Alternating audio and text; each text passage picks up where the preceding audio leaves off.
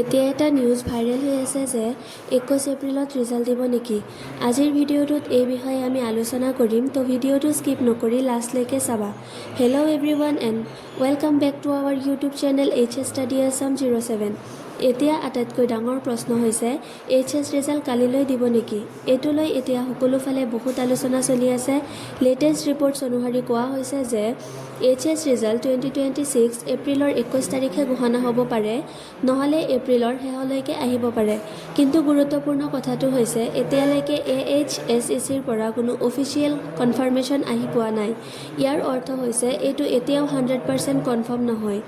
আৰু এতিয়া চলি থকা খবৰবোৰো বেছিভাগেই ৰিউমৰ বা এক্সপেক্টেড ডেট মাথো। আনহাতে আৰু এটা ডাঙৰ আপডেট হিচাপে কোৱা হৈছে যে আজিৰ সন্ধিয়া 6 বজাৰ ভিতৰত অফিচিয়েল আপডেট আৰু টাইম ঘোষণা কৰিব পাৰে। এতিয়া মূল প্ৰশ্ন হৈছে কালিলৈ ৰিজাল্ট আহিবনে নাই। তাৰ উত্তৰ হৈছে পচিবিলিটি আছে, কিন্তু অফিচিয়েল নটিচ নাথাকিলে একেবাৰে কনফাৰ্ম ক'ব নোৱাৰি। সেয়ে সকলোবোৰৰ বাবে এটা গুৰুত্বপূৰ্ণ কথা কোৱা হৈছে ফেক নিউজত বিশ্বাস নকৰা আৰু কেৱল অফিচিয়েল আপডেটতহে অপেক্ষা কৰা। ৰিজাল্ট চাব পাৰিবা ahsec.assam.government.in আৰু resultassam.nic.in আৰু উপলব্ধ এপৰ যোগেদিও চেক কৰিব পাৰিবা।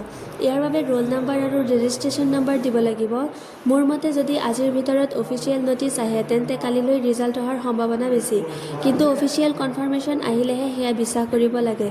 শেষত সকলোকে ক'ব খোজো যে টেনশ্যন নল'বা, ধৈৰ্য ধৰি থাকা। ৰিজাল্ট নিশ্চয় আহিব, কিন্তু কেৱল অফিচিয়েল ঘোষণা আহিলেহে নিশ্চিত বুলি ধৰা উচিত। ভিডিঅ'টো যদি তোমালোকৰ কাৰণে হেল্পফুল হয় তেতিয়া লাইক, শ্বেয়াৰ আৰু ছাবস্ক্ৰাইব কৰিবলৈ নাপাহৰিবা।